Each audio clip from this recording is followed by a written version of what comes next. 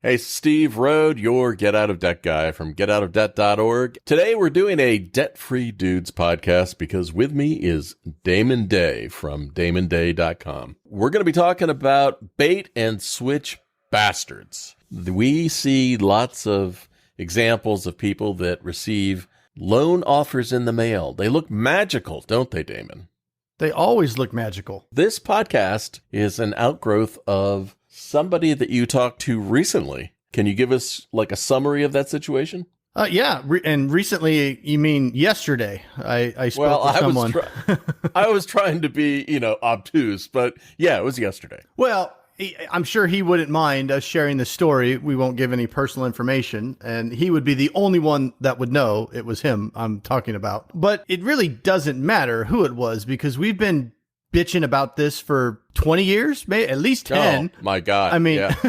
it's the same shit, different day. It's the same thing. He saw I don't know if it was, I think it was a mailer, an actual flyer in the mail or postcard or something, offering an incredibly low interest rate on a personal loan. It was like 3.5%, debt consolidation loan. He called and so many people have experienced, when you call, you don't get offered the loan, you get offered a debt settlement program or a debt validation program or some kind of a debt relief program, which was not what you thought you were calling in for. But the way it's sold to people is very misleading. And that's where the real problem is they get them on the phone under false pretenses and then kind of obfuscate what they're actually selling. And before somebody knows it, they think they've got some kind of great program and they don't really even understand what they just signed up for. I like how you said misleading because from many companies' point of view, it is not misleading. It's intentional.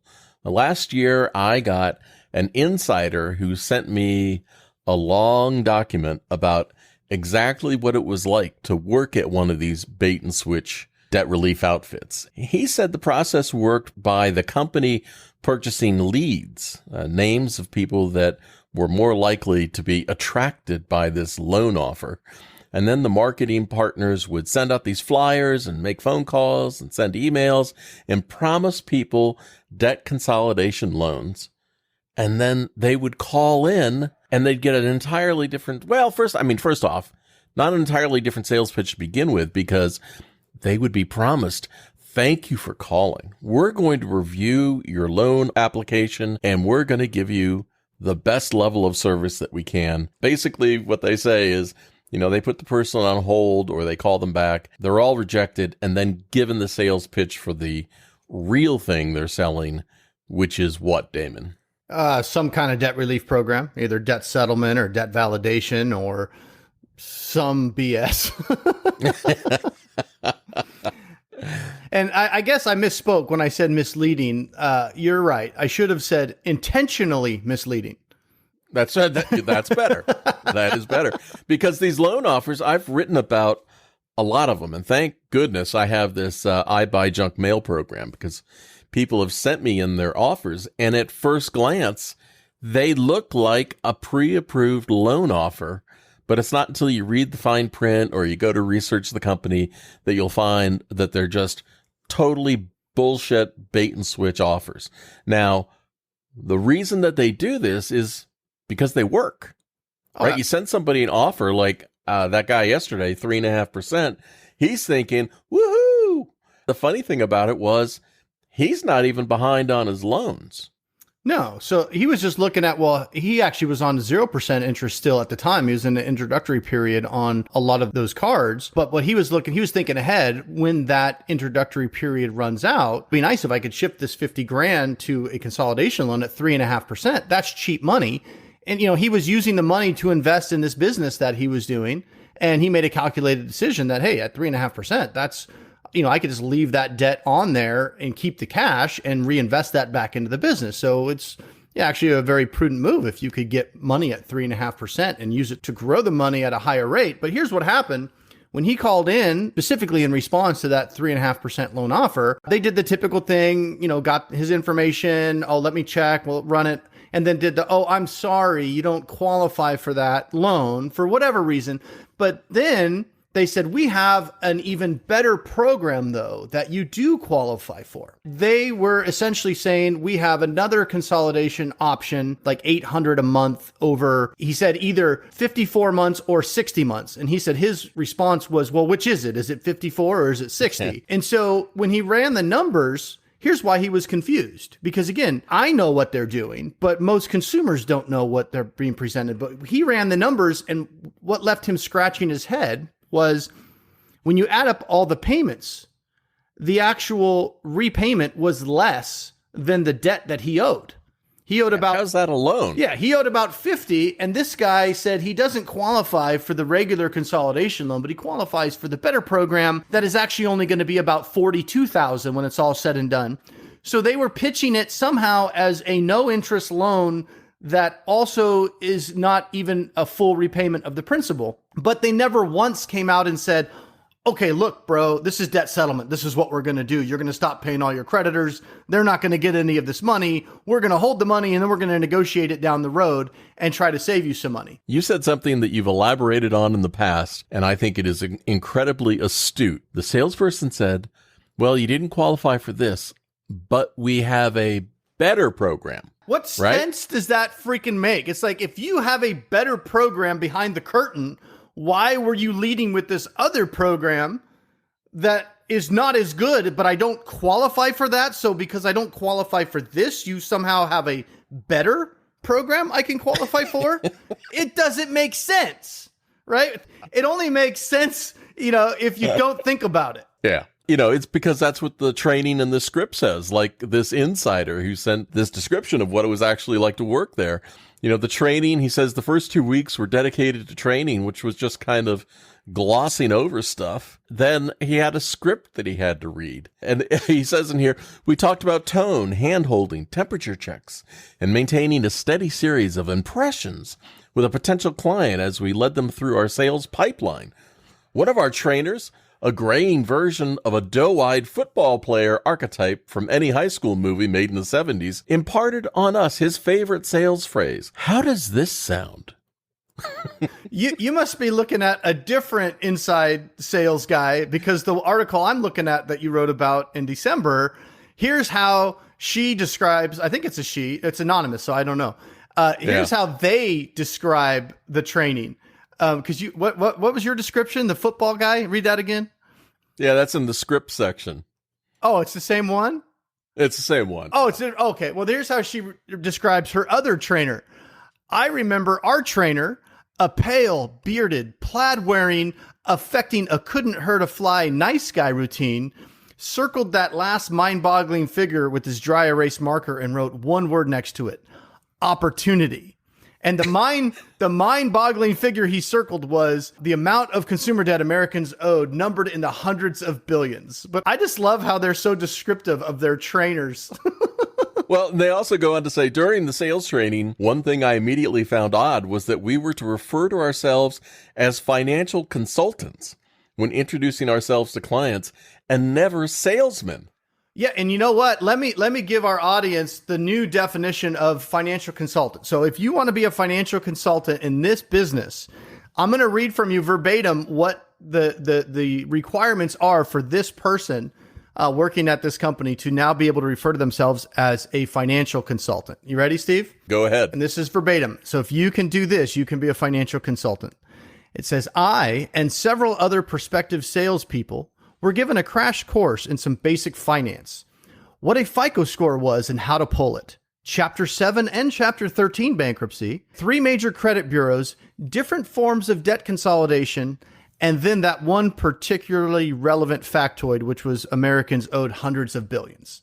Once you've gone through that, you are now a financial consultant. Well, that's just it. Bless consumers. I try to make everybody that comes to the website, listens to podcasts, reaches out for information, I really want them to be savvy consumers, because until they are, and until that they've got their ears perked up and they're a little bit careful, people fall for this damn sales pitch all the time. And what blows my mind is it is a commissioned salesperson making decisions for you that you believe is a financial consultant who has your best interest at heart. That's just not true. We've been saying this for so many freaking decades now, it seems like. But here's just a simple rule of thumb. And I know it won't apply in every single case, but damn it, you'll be right 99% of the time. If you receive some kind of solicitation for help with debt, assume it's bullshit. It's simple. Just assume it's bullshit. Now, you can verify, you can check it out, but check it out under the filter of this is probably bullshit. It's not going to be a good deal most of the time. Most of these outfits are like phone rooms. You get the flyer, you call in, and neither you nor the person talking to you has any idea what the hell they're selling. No, absolutely. They're just there to close. Always be closing, ABC. And that's what they're doing. They're trying to get their name on the board, be the top producer, make the most commissions. They're not providing just for an example, just this morning, Damon, I answered a reader question on the site. A woman who was sold a debt settlement solution who is living on $900 a month in Social Security. I saw that. I'm sure that salesperson sleeps perfectly fine at night. How much you want to bet they pitched her like $350 a month or whatever the hell? I don't even know how much debt she had or anything like that. I've built a career on helping consumers that have gotten screwed over by these bait and switch companies and then found me after the fact. And then I have to try to unring the bells that they rung and fix their situation. It's so much easier if they find me first. Well, yeah, because they think they have a magical solution, and then it's either, myself or you that tells them what the truth in reality is. They think we don't know what we're talking about. This bait and switch salesperson got the person all the way through the pitch, and then the next step is they send someone out to your house to have a face-to-face meeting. And generally, like this person says, it's a mobile notary service, and they just send somebody out to tick a box that they met with you face to face. The notary has little to no knowledge of what we're actually selling. They just run through the boilerplate presentation and get the client to sign. That's it. Yeah, and just to let the audience know, Steve and I are looking at an article that he wrote back in December that came from a tip that somebody that used to work at one of these companies wrote in and sent all this information. And so if you want to actually get all the details, it's a great little article. It really opens your eyes to what's happening. Just go to the getoutofdebt.org site, and you can literally just hit the search button, the search bar at the top, and type bait and switch. And that article and several others will show up. And then people can read all the juicy details. Like this one is one of my favorites too, where she talks about starting to have some doubts. Because remember, most of these people don't really have a background in any of this stuff. So they're just, coming in, answer to, they're trying to get a job basically. And so under doubts, he or she writes, at this point, some of the more experienced members of my sales cohort started having doubts. Why did the intake process involve a debt consolidation loan when we were there to sell this credit card modification program instead? Like they were even confused why they were offering a loan because nobody ever got the loan. And then she says, the words bait and switch started getting tossed around at after-work drink outings, but most of us were just excited to have found employment. That excitement overwhelmed whatever small misgivings we thought we had, and we started work determined to prove ourselves. Yeah, I get it. It's a message that I've heard. You and I have heard now for decades. It's the same thing over and over. There are lots of good people that finally wake up and realize that what they're selling, and they just can't take it anymore, and they leave.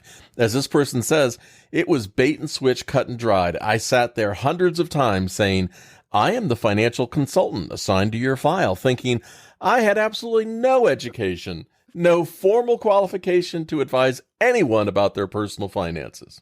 And here I would go digging around about their grocery budget before pulling their credit card and selling them a credit card modification. If I, a college educated with a master's degree, felt like I wasn't qualified, I knew some of the other sales guys around me had barely gotten through high school.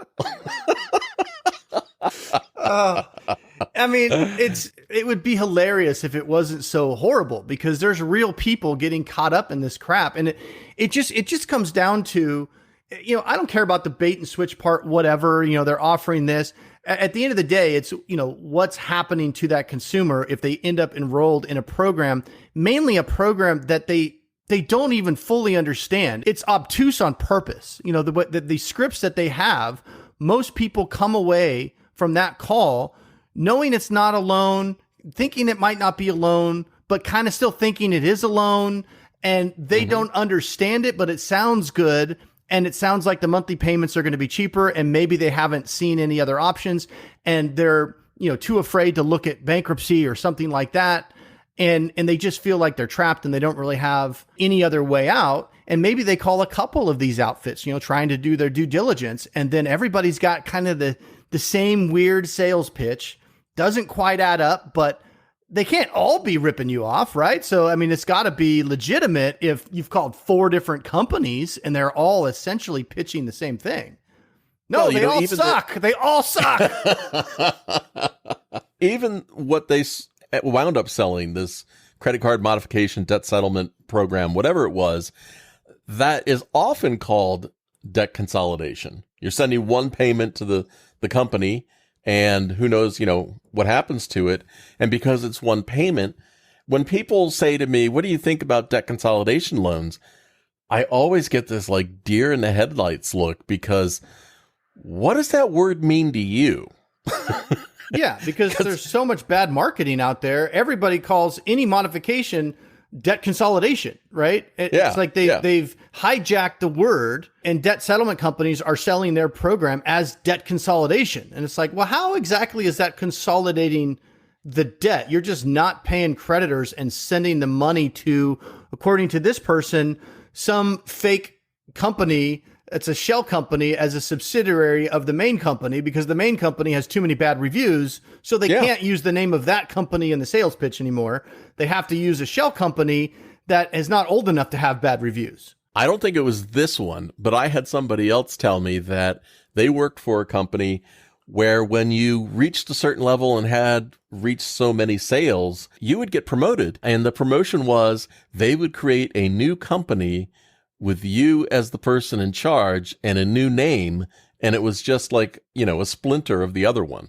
So your promotion was you got pushed to the head of the scam. This person goes on to say that the actual results of that program that they eventually sold were very disappointing. He says, or she says, our company's CEO gleefully presented a PowerPoint where he claimed a whopping 4% of enrollees graduated from the program. So 96% of the people that got sold this thing were making payments and never having their debt eliminated. Yeah, it's kind of like I alluded to earlier, where it's like neither person on the phone understands what's being sold. The salesperson or the consumer. Neither one of them know what's going on. And I'm not trying to go bad on like the concept of debt settlement or negotiation, because it is a legitimate concept. Under the right circumstances, somebody can actually get a lot of help if bankruptcy is not something that would make sense for their situation, or they have some dischargeable assets, or they make too much money, or there's all kinds of different scenarios. People can get relief negotiating their debts, but the problem I have is the way these companies operate. The way they kind of trick people into rather than just telling somebody the truth and being okay with that person saying, yeah, ruining my credit for a couple of years, that just doesn't sound like something that I want to do right now. Rather than helping them find the right solution that they're comfortable with, they try to just sell this process to everybody that calls in. Like you mentioned, the poor person that's on $900 a month Social Security probably doesn't need a damn debt settlement company. No. They could give the creditors the middle finger at that point, probably, and nothing would happen to them. They're on Social Security. They might be judgment proof.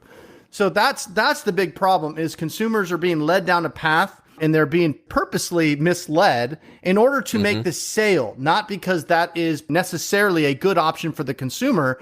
And neither the salesperson nor the consumer in that moment know whether that's a good option. The consumer doesn't know because they don't really know what's actually going to happen.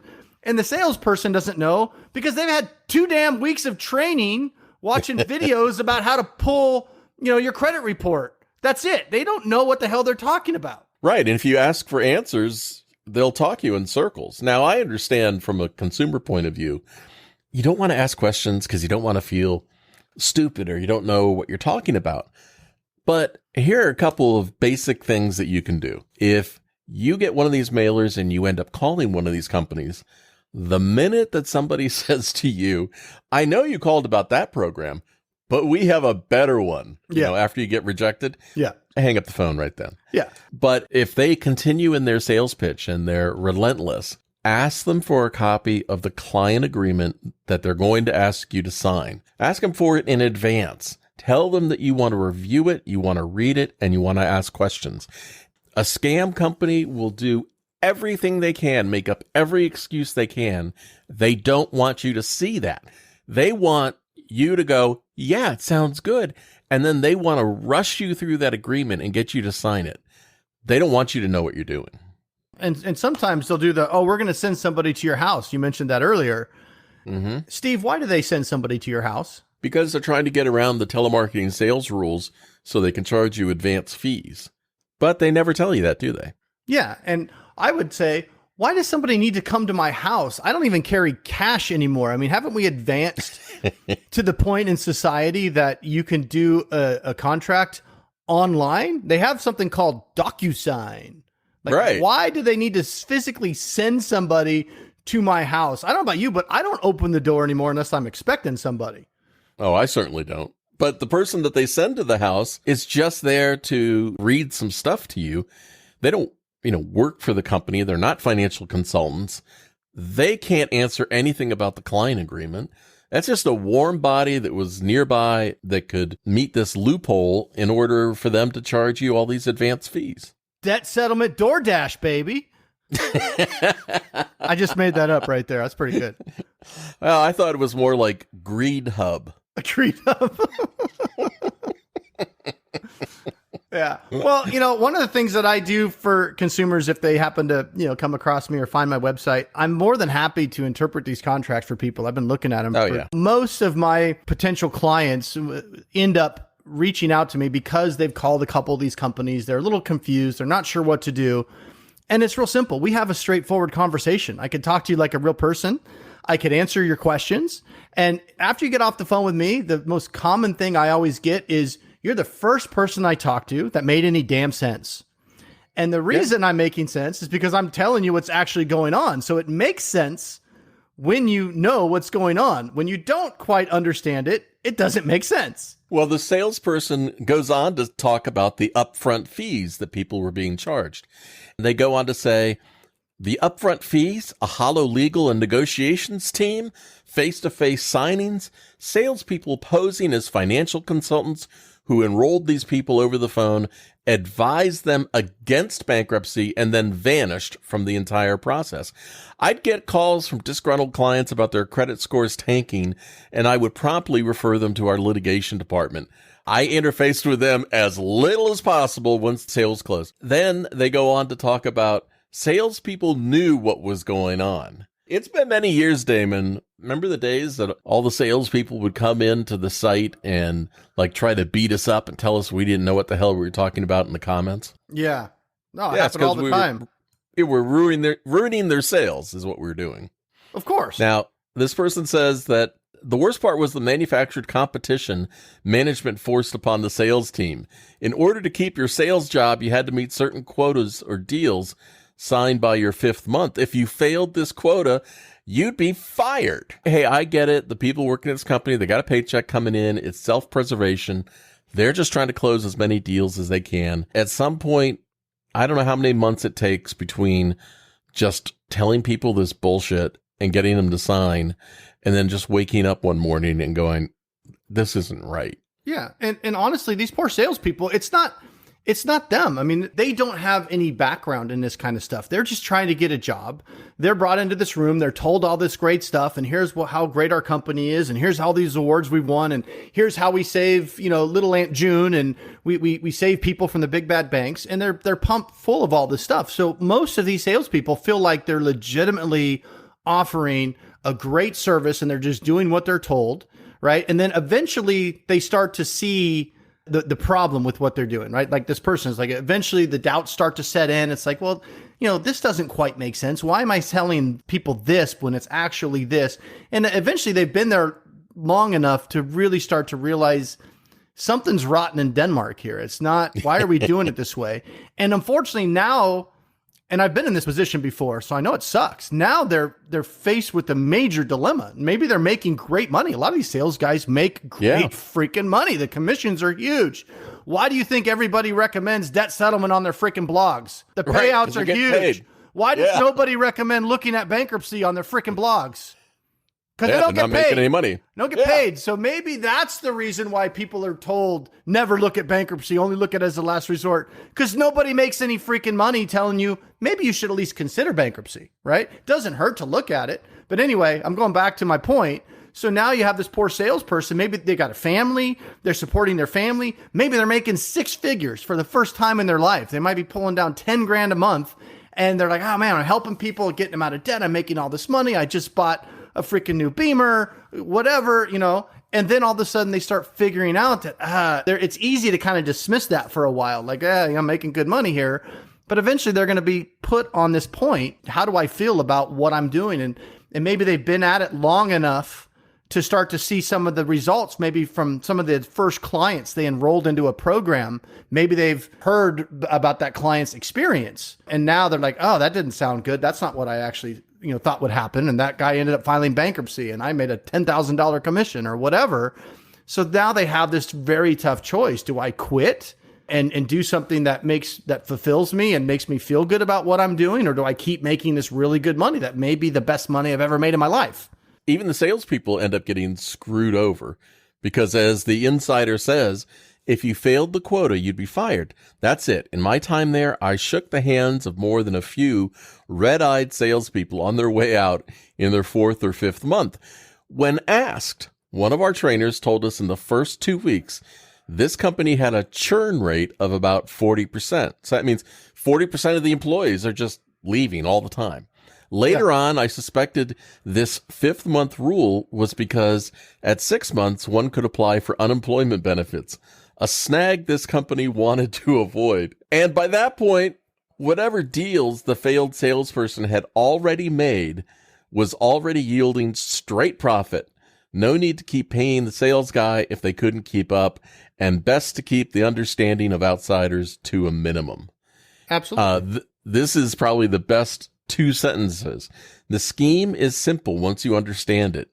It's just taking money from those who already owe too much and are desperate to reduce their burden by any means. Yeah, which is why they pitch that we're going to lower your payment. They ride that all the way, home to commissions, right? We're going to lower your payment. You're overstretched. You're paying $1,000 a month. You do what I say, and you only have to pay $700. Doesn't that sound awesome? Absolutely. Oh, well, here's the good part. Damon, I can't afford $700, so I can't do the program. Well, hold on. Let me check here. I like you a lot. You're a great person. I've known you for 3 minutes, but I can already tell I really like you. Hold on. I just talked to my boss, and I think we can pull some strings, move some things around, and we could get you down to $629. How does that sound? Oh, if you can do that, I can sign up right now. Let's get going. All right. Somebody is knocking at your door. They better be bringing me a pie. That's all I got. Hurry. This guy's going to change his mind. I got a hot one. Ding, ding, ding. Bring in the closer. Called Greed Hub. Yeah. You ever see that? You've seen that movie. Was it Boiler Room, right? Boiler Room. That movie. My favorite is Glengarry Glen Ross. Oh, you're older than me. Yeah. Always be close. Oh, yeah, I do like Boiler Room. Yeah, no, it's a lot like that. I mean, that's what it is. But I mean, it really sucks for both the salespeople and the consumers. I keep going back to that. Neither one of them win in this scenario. The people that win are the owners of these companies that make millions of dollars. And then when you feel the heat coming around the corner, they just close it down and set up a new company, and they keep going.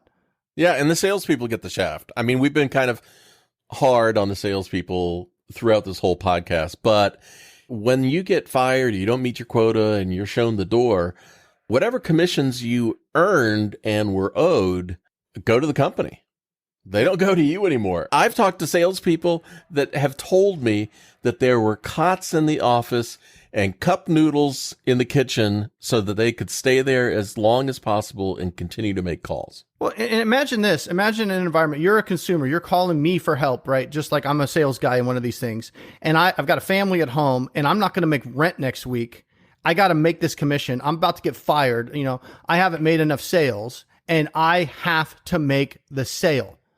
How in the hell am I going to even if I did have any knowledge whatsoever, which most of these guys don't, even if I wanted to do the right thing, even if I'm looking at your situation and going, this guy is not a good fit for our program. I mean, he can file bankruptcy and, save $50,000 and rebuild his credit starting next year and be out from under this. How can I possibly do that in that kind of environment where I'm worried about making rent? I know I'm about to get fired if I don't make the sale.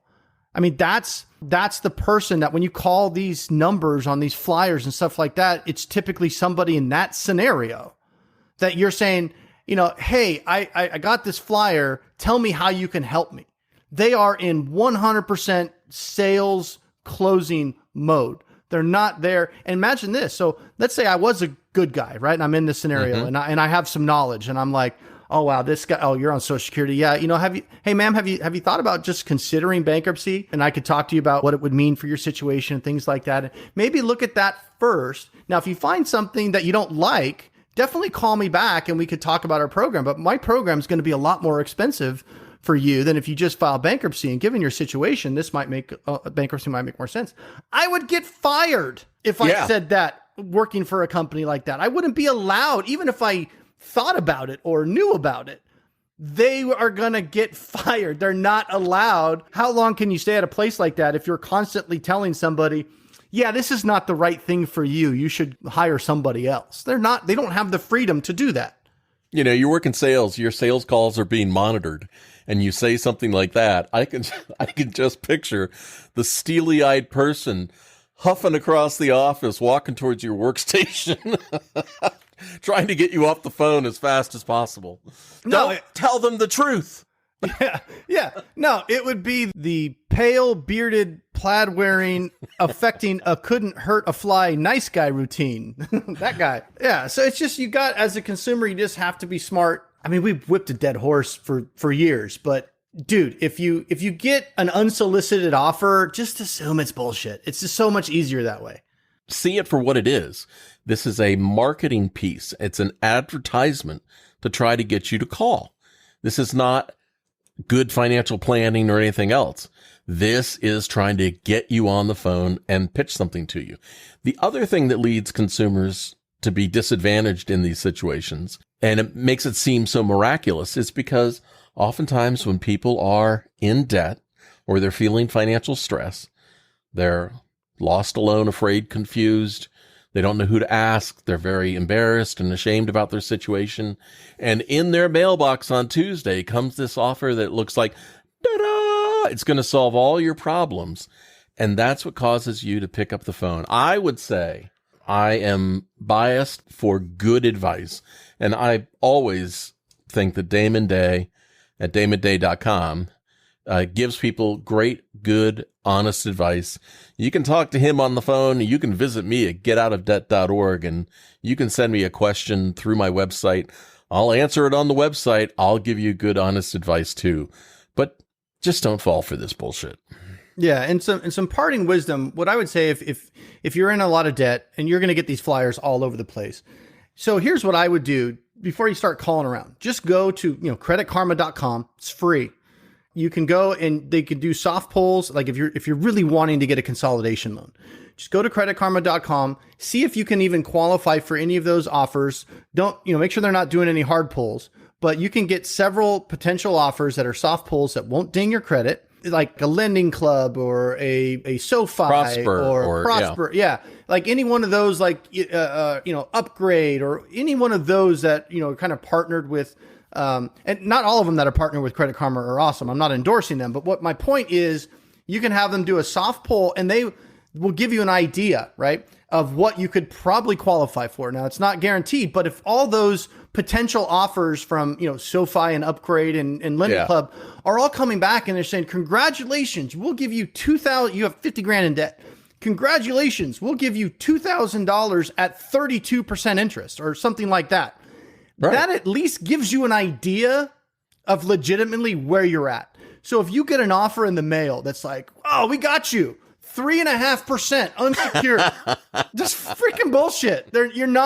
You don't even need to call. You can use Credit Karma and get their, use that to go out there and you can get an idea of where you're going to be at for a legitimate consolidation loan. If you qualify at all, sometimes you come back and like, bro, seriously? No.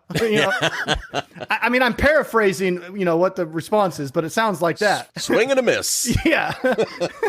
So, but it would, if you're, at that credit level where they're offering you loans at 20%, 25%, 30%, no legitimate lender is going to come in at 3.5% to 5% when everybody else is like, yeah, we might consider you at 30%. We're a buyer. It's not going to happen. Don't even bother calling. You're not going to get a 3.5% consolidation loan. Final word. Is that your final word, Damon? I think it should be because it was pretty good. It was very good. I really like the intonation there at the end. Yeah, I'm here for the relief. Hey, another episode, Debt Free Dudes. Hope it wasn't too serious for you. We're trying to talk some honest stuff to you and make sure you don't get scammed. Thank you very much, Damon. If you want to talk to that guy, DamonDay.com. If you want to talk to me, just go to Damon. Yeah, I know stuff. Yeah. All right, Damon. Thanks. Peace. Peace.